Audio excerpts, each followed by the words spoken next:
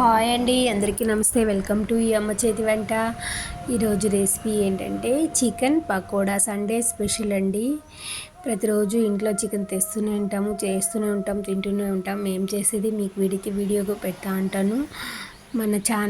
నా ఛానల్ని చూసి ఆదరించిన ప్రతి ఒక్కరికి నా హృదయపూర్వక నమస్కారాలండి. ఈ ఒక్క పేస్ట్ వేసి ఈ చికెన్ పకోడా చేసుకున్నామంటే ఒక్క ముగ్గు కూడా పక్క వాళ్ళకి ఇవ్వకుండా తినేస్తాము. అంత టేస్టీగా ఉంటుంది, జ్యూసీగా టేస్టీగా అయితే చాలా అంటే చాలా సూపర్గా ఉంటుంది చికెన్ పకోడా. నాకైతే చూస్తుంటేనే నోట్లో నీళ్ళు ఊరుతుంది. ఇదైతే నాకు ఫేవరెట్ రెసిపీ. మా ఇంట్లో కూడా ఒక ముక్క కూడా బెటర్ చేస్తే అంత టేస్టీగా ఉంటుంది ఈ చికెన్ పకోడా. ఇప్పుడైతే ఈ చికెన్ పకోడాని మనం ఎలా తయారు చేసుకోవాలో ఈ వీడియోలో నేనైతే రోజు చూపిస్తూనే ఉంటాను మీకు చికెన్ పకోడా ఎలా చేసుకోవాలి అనేది. కానీ ఒక్కొక్క రోజు ఒక్కొక్క వెరైటీగా ఉంటుంది.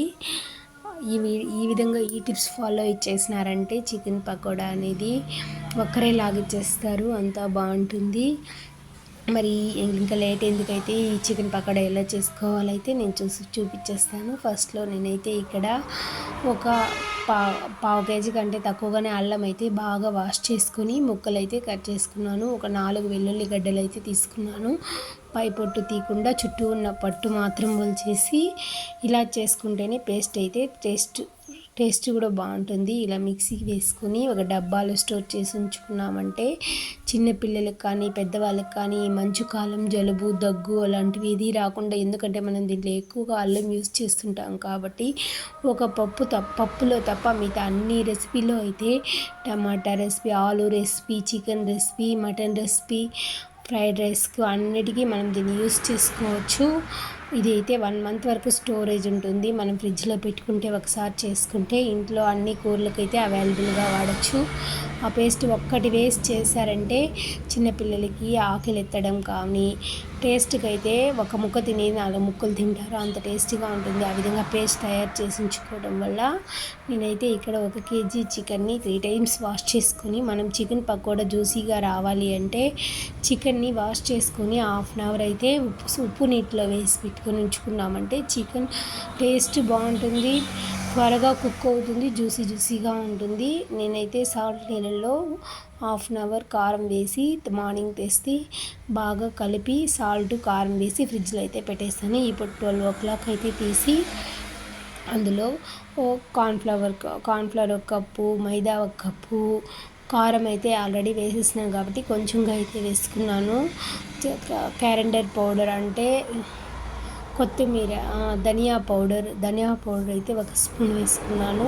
హోమ్మేడ్ గరం మసాలా అంటే ఇంట్లోనే చేసుకున్న పట్టా, లవంగం, ఇలాచి అన్నీ వేసి వేయించి మిక్సీ చేసుకున్న పౌడర్ అయితే 1 స్పూన్ అయితే వేసుకున్నాను. ఇప్పుడైతే మనం అన్ని ఇంగ్రీడియంట్స్ అయితే ఇందులో వేసేసినాను కాబట్టి దాన్ని మనకు కావాలంటే ఆప్షనల్గా ఉంటే కలర్ పౌడర్ కూడా 1 చిటికెడైతే వేసుకోవచ్చు. ఇది ఆప్షనల్ మాత్రమే. ఇప్పుడైతే పిండిని అయితే బాగా మిక్స్ చేసుకోవాలి. పిండిని ఎక్కడ తెల్లగా పిండిగా లేకుండా ముక్కకంతా బాగా పిండి పట్టేలాగా అయితే ఎక్కడ వాటర్ వేయకుండా మిక్స్ చేసుకోవాలి. ఇప్పుడు నేను కట్ చేసుకున్న కొత్తిమీర కూడా వేసుకున్నాను పకోడాకి అయితే. ఇది టేస్ట్ చాలా సూపర్గా ఇస్తుంది. ఇప్పుడు మొత్తం అయితే బాగా ముక్కకు పిండి పట్టే విధంగా అయితే నీళ్ళు వాటర్ వేయకుండా కొంతసేపు కలపడం వల్ల ముక్కకు పిండి అనేది బాగా పడుతుంది. ఇలా అయితే కలిపి 5 minutes కలిపైతే పక్కన ఉంచుకొని ఆయిల్ అయితే వేడి చేసేస్తున్నాను. ఆయిల్ స్టవ్ పైన పెట్టయితే ఆయిల్ బాగా ఫుల్గా హీట్ అయిన తర్వాత మనం చికెన్ పకోడా అయితే వేసుకోవాలి. ఆయిల్ ఫుల్గా హీట్ అయినాక మీడియం ఫ్లేమ్లో పెట్టి చికెన్ పకోడా అయితే వేసుకోవాలి. ఇలా మిక్స్ చేసుకున్న చికెన్ని వేడి చేసిన ఆయిల్లో అయితే కొంచెంగా అయితే వేసుకొని అన్ని ముక్కలు అయితే సరిపడేలా అయితే వేసుకోవాలి. వేసేసిన తర్వాత 2 minutes 3 minutes అలానే ఉంచేవాలి కదపకుండా. 3 minutes తర్వాత బాగా బుడగలంతా తగ్గి కలిపినప్పుడు మనం తిప్పి కలిపినామంటే చికెన్ అనేది ఒకటి ఒట్టుకోకుండా విడివిడిగా అయితే వచ్చేస్తుంది. ఈ చికెన్ పకోడా ఈ విధంగా చేశారంటే పిల్లలు కూడా ఫస్ట్ మనం నూనెలో వేసేటప్పుడు ఒక రవ్వ దిష్టి తీసి వేసినామంటే నూనె చిటపటలాడడం కానీ మన పైన చెదిరి పడటం కానీ అలాంటివి ఏవి జరగదు. అందుకనైతే నేను పిండితో ఒక రవ్వ దిష్టి తీసి అయితే కింద వేస్తూ ఉంటాను. ఇప్పుడు మనం కాగిందా లేదా అని ఒక రవ్వ వేసి చూసి పిండి పైకి తేలిందిరా అంటే ఆయిల్ వేడెక్కింది అని అర్థం.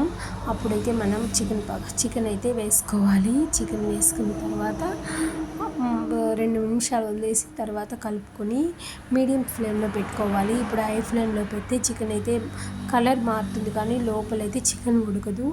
మీడియం ఫ్లేమ్లో పెట్టుకొని తిప్పుకుంటూ 2 వైపులా లేట్ అయినా పర్వాలేదు బాగా మంచి కలర్ వచ్చే వరకు లోపల చికెన్ బాగా ఉడికే వరకు అయితే ఫ్రై చేసుకోవాలి.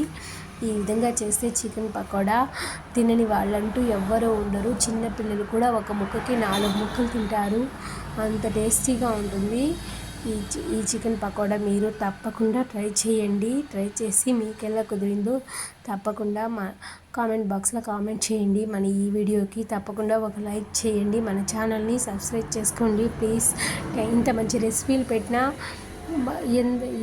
కొంచెం తక్కువగా రెసిపీలు ఉన్నా కూడా దానికి కూడా సబ్స్క్రైబ్ చేసుకుంటారు, కానీ మన ఛానల్ని ఎవరు సబ్స్క్రైబ్ చేసుకోవడం లేదు. నా ఛానల్ని సబ్స్క్రైబ్ చేసుకోండి. ఇంకా మంచి మంచి వీడియోలతో అయితే మేము ముందుకు వస్తాను. Thank you for watching. ఈ విధంగా చికెన్ పకోడా బాగా కాలేదా వరకు అయితే బాగా 2 పక్కల కలుపుకుంటూ కాల్చుకుంటే చికెన్ పకోడా అనేది టేస్ట్ అయితే చాలా సూపర్గా ఉంటుంది. ఇప్పుడైతే మనం ఆనియన్ కట్ చేసుకుని పక్కన పెట్టుకొని తింటే ఎంతైనా తినేవచ్చు. మనం పక్క వాళ్ళకి కూడా ఇచ్చేదానికి ఇష్టపడము, అంత